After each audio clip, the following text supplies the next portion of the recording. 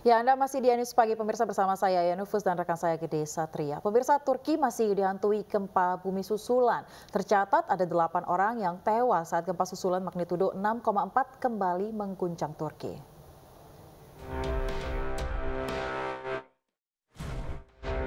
8 orang tewas serta ratusan orang terluka dalam gempa susulan yang terjadi di wilayah perbatasan Turki dan Suriah pada Senin malam. Gempa susulan terjadi hanya 2 pekan setelah gempa besar menewaskan lebih dari 47.000 orang dan menghancurkan ratusan ribu rumah. Gempa tersebut berkekuatan 6,4 berpusat di dekat kota Turki Antakya dan dirasakan di Suriah, Mesir hingga Lebanon. Saat gempa susulan terjadi, masyarakat terkejut hingga berlarian untuk menyelamatkan diri. Badan Penanggulangan Bencana Turki mencatat lebih dari 6.000 gempa susulan terjadi setelah 2 gempa bumi besar mengguncang Turki pada 6 Februari 2023. AFAD bahkan memperingatkan gempa susulan setelah gempa dahsyat melanda selatan Turki juga akan terus terjadi. Sementara itu, Kepala Pusat Pengendalian Operasi BNPB, Bambang Surya Putra mengatakan tim medis Indonesia saat ini berstatus siaga untuk menyambut korban-korban gempa yang kemungkinan diungsikan ke Rumah Sakit Lapangan Indonesia di Hasa, Hatay, Turki. Ya, dari update yang kami dapatkan dari pihak AFAD atau BNPB di Turki, per pagi ini didapat catatan 217 korban terluka dan kemudian 3 korban meninggal. Dan kami menstandby-kan penuh seluruh sumber daya kita, yaitu INASAR dan juga INA IMT untuk standby membantu korban-korban yang mungkin akan juga diungsikan pada lokasi-lokasi rumah sakit. Gempa diketahui berpusat di Provinsi Hatay Selatan, tepatnya di kota Devni. Sementara tim Indonesia Search and Rescue atau INASAR yang telah menyelesaikan misi kemanusiaannya selama 8 hari di Turki, tengah menunggu perkembangan terkini terkait gempa susulan yang terjadi. Dan pemirsa, untuk mengetahui situasi terkini di Hatay, kami telah terhubung dengan Muhammad Rizky, Ketua Tim Relawan Medis Little Project yang ikut menangani para korban pasca gempa kedua. Selamat pagi, Assalamualaikum Mas Rizky. Waalaikumsalam warahmatullahi wabarakatuh. Ya, Mas Rizky, bagaimana situasi terkini di tempat Anda melaporkan saat ini di Provinsi Hatay ya Mas Rizky ya? Iya, baik. Setelah gempa semalam berlangsung di Provinsi Hatay sekitar 6,4 skala Richter, semua warga masih merasa trauma ya teman-teman, karena gempa sebelumnya itu masih terus berlanjut, seperti susulan kecil masih berlanjut, dan ditambah gempa besar kemarin membuat masyarakat kembali keluar rumah dan tidak lagi masuk ke dalam rumah. Akhirnya kebanyakan masyarakat di sini sekarang mengungsi di dalam tenda-tenda maupun di dalam kendaraan mereka di luar rumah. Begitu, Mas Gede. Ya, Mas Rizky, apa saja Mas yang sudah dilakukan Little Project untuk menangani para pengungsi pasca gempa susulan yang terakhir terjadi, Mas Rizky?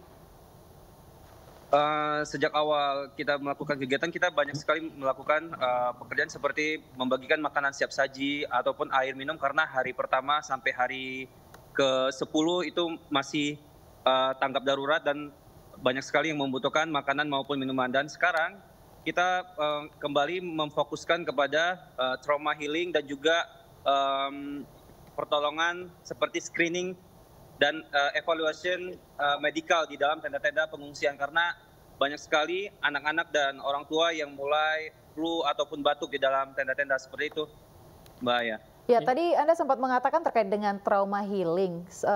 Kira-kira apa saja Mas trauma healing yang dilakukan? Ini juga mengingat tadi Anda sempat katakan ada banyak anak-anak juga yang ada di pengungsian. Iya benar. Kita masih merencanakan untuk trauma healing. Kemarin kita udah melakukan assessment ke lapangan dan trauma healing apa aja yang mau kita siapkan. Karena kita juga terkendala dengan bahasa, kemungkinan besar kita akan mengundang teman-teman yang dari PPE Turki yang bisa berbahasa Arab, kemudian akan mengajak anak-anak untuk bermain bersama kita para relawan dari luar negeri. Seperti itu. Ya, Mas Rizky, setelah gempa 7,4 magnitudo 7,4, kemudian kemarin juga sempat besar juga 6, sekian ya Mas ya. Ini apakah gempa-gempa susulan ini masih sering terjadi itu Mas dalam beberapa waktu ini? Iya, dari gempa semalam yang 6,4 yang terbaru itu sampai hari ini itu lebih dari ratusan kali gempa susulan, Mas Gede. Dan rata-rata di kekuatannya 4,0, kadang kita merasakan, kadang tidak sampai. Maksudnya hanya di bagian titik gempa di bagian Hatay Selatan, seperti itu. Iya, Mas Rizky, jika Anda melihat bagaimana Mas Rizky optimisme dari warga Turki itu menghadapi gempa ini, karena ini kan kita lihat ada 2 kali gempa besar nih di sana, Mas Rizky. Saya sendiri kurang yakin karena teman-teman di sini masih sangat trauma dan kita masih lihat waktu malam pas gempa itu orang masih teriak, masih panik, nggak karuan. Setiap ada gempa yang besar mereka keluar rumah dan seperti apa ya, over panik gitu, warga-warga yang ada di sini. Dan saya kurang yakin ini sampai kapan karena gempa susulannya pun terus-menerus berlangsung di wilayah Provinsi Hatay. Ya. Begitu, Mas Gede. Mas Rizky, Anda tadi juga sempat mengatakan masih banyak warga yang trauma. Rencananya akan berapa lama, Mas, relawan yang akan berada di Hatay? Kita kemungkinan akan mengirimkan lagi relawan baru. Untuk sekarang ini kita akan regroup lagi, mengganti relawan karena relawan yang di sini juga sepertinya psikologisnya harus dijaga dan kita akan mengganti tim-tim kita nantinya seperti itu, Mbak Aya. Ya, Mas, selain tadi bahasa, apakah ada kendala-kendala lainnya dalam melakukan trauma healing terhadap anak-anak dan juga sejumlah warga yang masih mengalami trauma, Mas Rizky?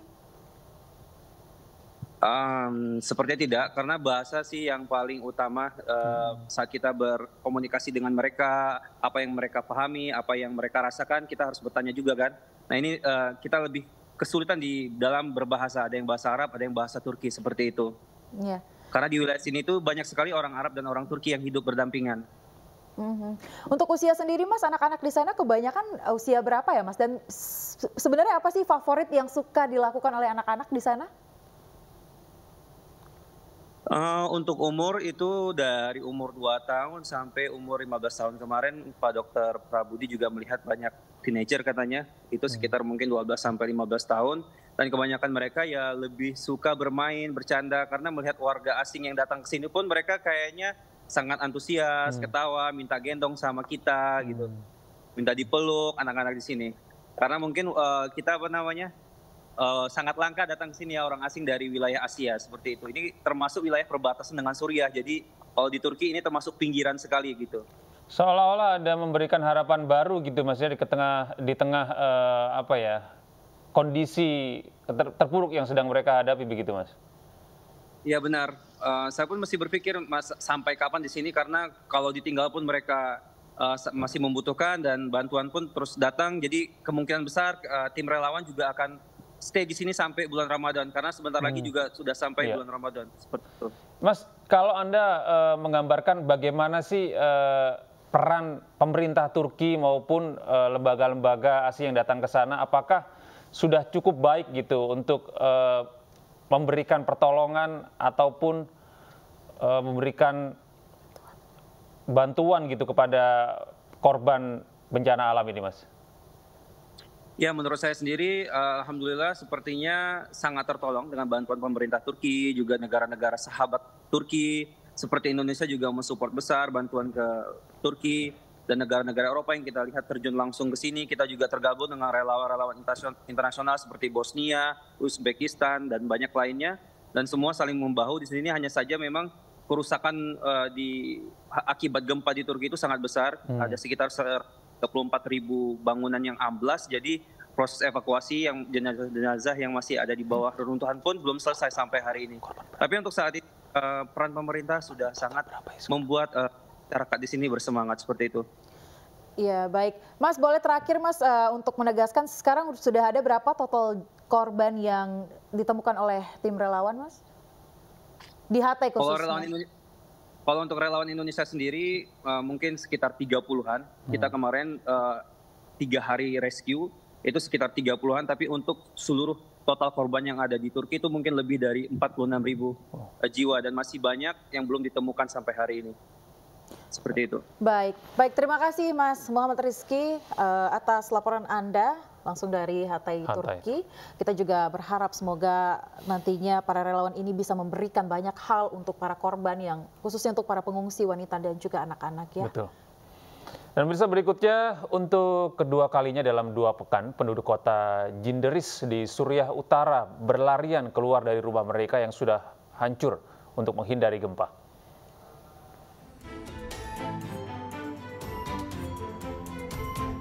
Gempa berkekuatan 6,4 pada Senin malam berpusat di distrik Defni di Provinsi Hatay, Turki. Ini merupakan daerah yang paling terpengaruh oleh gempa dengan magnitudo 7,8 2 pekan silam. Otoritas Manajemen Bencana Turki AFAD mengatakan gempa hari Senin menewaskan 8 orang dan melukai 294 lainnya, termasuk 18 orang dalam kondisi kritis.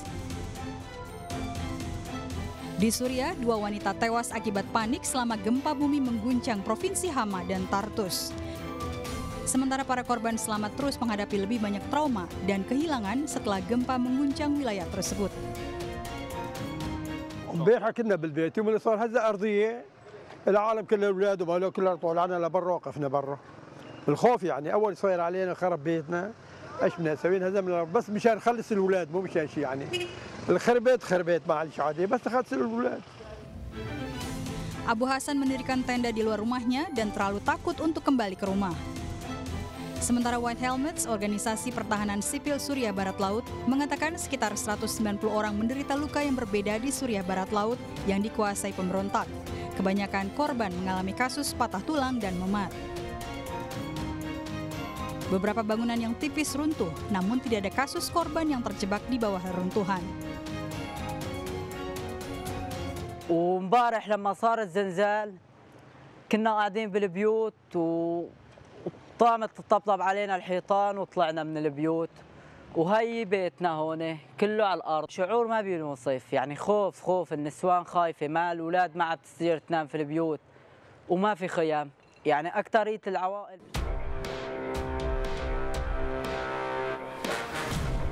Sementara itu, Program Pangan Dunia PBB WFP mengatakan bahwa gempa berkekuatan 6,4 di Turki dan Suriah Barat Laut pada hari Senin membuat ketakutan para pekerja yang membagikan makanan kepada ratusan ribu orang korban gempa di daerah terdampak. Para pekerja PBB kini tidur di mobil dalam suhu beku sambil tetap berusaha mengantarkan makanan. Corinne Fleischer, Direktur Regional WFP Timur, Tengah, dan Afrika Utara, telah meminta otoritas Turki untuk membuka titik-titik perlintasan di perbatasan Suriah untuk memudahkan penyaluran makanan kepada korban gempa.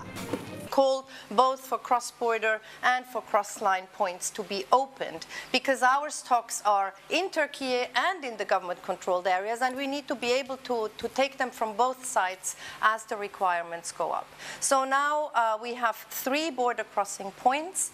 Since they have been opened, some 200 trucks for WFP and the rest of the humanitarian community have crossed the border, starting to bring in important supplies for our operations. And we are, in discussion with the local authorities on the ground so that also the cross-line points can be open. Gempa hari Senin telah memperparah tanggap darurat yang sulit. Media Turki dan Suriah mengatakan jumlah korban tewas meningkat menjadi 8 orang. Gempa terasa hingga Yordania, Israel, Lebanon, dan Mesir, diikuti oleh gempa dengan magnitudo 5,8 dan puluhan gempa susulan. PBB dikritik karena dinilai lambat mensuplai bantuan dan alat berat ke Suriah Barat Laut yang dikuasai pemberontak. Namun setelah negosiasi dengan pemimpin Suriah Bashar al-Assad, 2 titik penyeberangan tambahan dari Turki ke Barat Laut di Bab al-Salam dan Al-Ray dibuka untuk periode awal 3 bulan. Within hours, WFP was working with partners to provide hot meals in churches, schools, mosques, government shelters, all sorts of buildings. Neighbors were helping each other. We've now seen that emergency response scale up significantly. As of today, WFP has reached over 800,000 people here in Syria. But unfortunately, it's not just today, it's not just this week. These people are going to need help for months, probably years to come. WFP mengatakan mereka terus bernegosiasi dengan otoritas lokal untuk membuka lebih banyak titik penyeberangan untuk menyerahkan bantuan.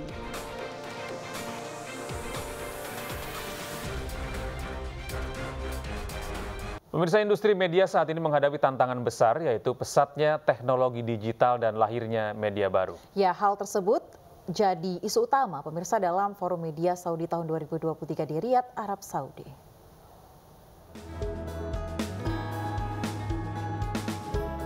(1.500) peserta para pemimpin media dan praktisi berdiskusi mengenai perkembangan dan masa depan industri media dalam Forum Media Saudi kedua tahun 2023 di Riyadh, Arab Saudi. Dalam forum ini disampaikan media dunia sedang melalui fase sejarah baru ditandai dengan perubahan industri media. Selaku delegasi dari Indonesia, Ketua Dewan Pers Ninik Rahayu mengatakan forum ini penting untuk mendukung kehidupan media serta menjadi sarana berdiskusi bersama menyatukan peran dalam mendukung tercapainya demokrasi. Ketika Hari Pers Nasional, Bapak Presiden menyampaikan pentingnya pers yang bebas tetapi bertanggung jawab. Hal yang senada disampaikan oleh Menteri Media Arab Saudi yang kemarin juga menyampaikan pers yang bertanggung jawab. Nah, keinginan itu dilandasi dengan banyak harapan seperti yang disampaikan bahwa media itu menjadi sarana perubahan dunia, media menjadi jendela masa depan setiap negara, dan media menjadi kekuatan bagi bangsa dan bangsa-bangsa. Sebelumnya, forum digelar di Riyadh pada tahun 2019 dan diikuti lebih dari 1.000 peserta dari 32 negara. Forum kedua baru digelar kembali tahun ini setelah tertunda akibat pandemi COVID-19. Dari Riyadh, Arab Saudi, Tim Liputan iNews melaporkan. Ya pemirsa, informasi tadi sekaligus menutup iNews Pagi edisi hari ini. Mewakili kerabat kerja yang bertugas, saya Aya Nufus. Dan saya Gede Satria pamit undur diri. Terima kasih atas kebersamaan Anda. Tetap sehat, tetap semangat, dan sampai jumpa.